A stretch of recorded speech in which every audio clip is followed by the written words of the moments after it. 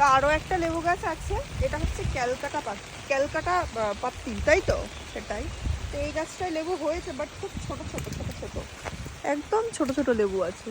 তো আমাদের বাগানে ফলের গাছ ভর্তি। এদিকেও এখন আম, এটা আতা গাছ, এই যে আতা গাছ।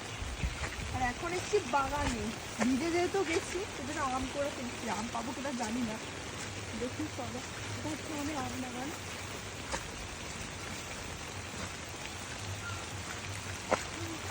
বৃষ্টিতে ভেজে আম কোড়ানোর মজাই আলাদা।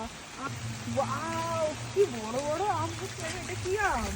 এটা ফজলি আম। ওয়াও, এটা হচ্ছে আমাদের ফজলি আম। এটা পাকবে কবে? দেরি আছে। জাস্ট গাছটা জাস্ট দেখো, পুরো কিন্তু ভরে আম রয়েছে আমাদের পাশে। মানে একটাতেই পেট ভরে যাবে, এত বড়। এটা মানে সবাই লাস্টে পাকে না। আরো এ পাশে রয়েছে হিমসাগর। এইটা হচ্ছে আমাদের হিমসাগর গাছ। পাকেনি এখনো, পাকবে কবে এটা? জাস্ট আম এটা একদম তাড়াতাড়ি টপকা টপকা পাকবে। হয়ে রয়েছে। আর গাছের আম পেড়ে নেওয়া হয়েছে, এগুলো সব পেরে নেওয়া হয়ে গেছে।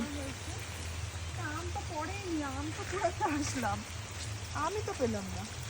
আর সব গাছের আম পেড়ে নিয়েছে। চলো দেখি ওইদিকে আম পাবো। ওয়াও, হেভি লাগছে ভিউটা।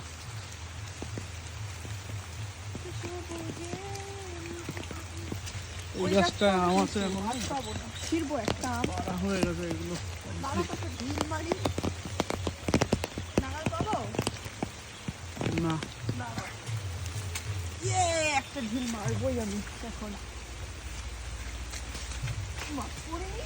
না, শীতটা খুব খারাপ। আম ফাটিও না, এভাবে আম ফাটিও না। এবার এটা ঢিল মারছি, আম পাইনি, কিন্তু আম পেড়েই নিয়ে যাবে। দেখি। ধুর, আমার ঢিল ভালো না। দাঁড়াও, আবার ঢিল। আমি টানা হয়ে গেছি, সব করো আবার। মারো। গাছে লেগেও পড়ছে না।